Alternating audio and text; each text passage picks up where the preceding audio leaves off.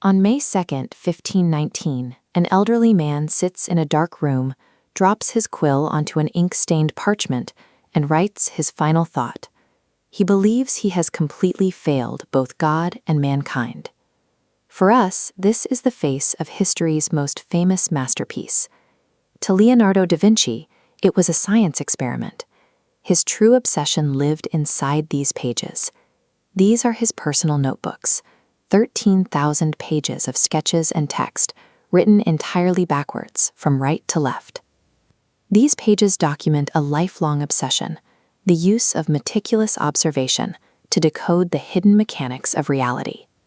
In 15th century Florence, Leonardo lived as a social outcast. Because he was an illegitimate child, he had no legal right to an education. He was left-handed, which the local authorities viewed with suspicion. And at 24, he was publicly accused of sodomy, making him a pariah in his own city. He also displayed symptoms we now recognize as ADHD. His mind moved so quickly between interests that he was often incapable of finishing his paid art commissions, routinely abandoning his work halfway through. This social isolation and distractibility forced a change in how he perceived the world. He stopped looking at the surfaces of things and began looking inside them to find the rules governing their existence. Isolated from the social circles of Florence, Leonardo spent years documenting the recurring geometry found in nature. He observed that the same mechanical principles applied to the movement of water, the flight of birds, and the rotation of gears, leading him to view the entire world as an engineered system.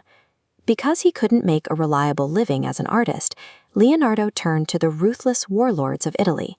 He offered to win their wars by applying the laws of physics to the design of weapons. Look at the gears on this scythed chariot. He calculates how a horse's pull can power rotating blades. Specifically, he identified that the radius of rotation multiplied by the velocity of the horses would yield maximum physical destruction to anyone caught underneath. Then look at the conical geometry on this armored design.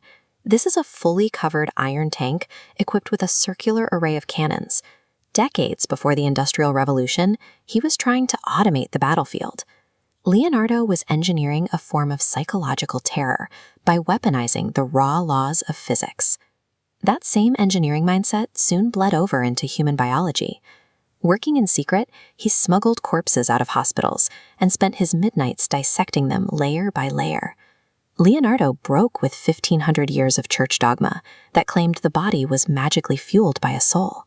Looking at the exposed organs and bones, he saw a bioengineered machine.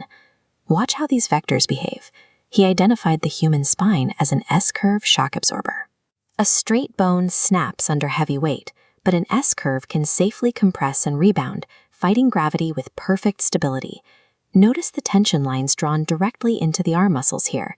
He maps a complex system of biological pulleys and levers placed to optimize physical force. To Leonardo, there was no mechanical difference between the engineering of a war machine and the natural bioengineering of the human body. But his ultimate obsession became the heart. To figure out how it worked, he performed an experiment where he poured molten wax directly into the chambers of a bull's heart. Here, he documented 4 distinct chambers, identifying the heart as a precision pump. Tracking the blood flow in the cross-sections on the right, he realized it doesn't move in straight lines. The heart's geometry forces it into curved spiral vortices. This animation shows exactly why that shape matters. The swirling vortex expands outward as it flows, and that specific outward pressure gently pushes these 3 geometric flaps perfectly shut. It seals the valve without putting excess strain on the heart muscle. Modern medical science and cardiac surgeons using advanced technology wouldn't confirm this fluid dynamic reality for another 500 years. He systematically mapped out everything he could, including this highly accurate, deeply forbidden sketch of a fetus curled inside the womb. But in 1515, a plague outbreak hit Italy.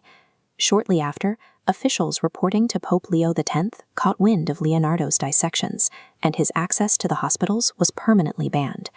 Without access to bodies, his research stopped.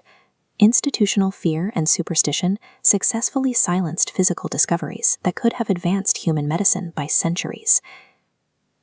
This brings us back to May 1519, and the dying man who believed he had failed. Leonardo's ideas were 400 years of his peers, making them indistinguishable from magic or fraud to the people around him. The 13,000 pages of mirror writing represent the output of a man entirely isolated by his own brilliance. Leonardo da Vinci accurately saw the future of human engineering, but his tragedy was having to die entirely alone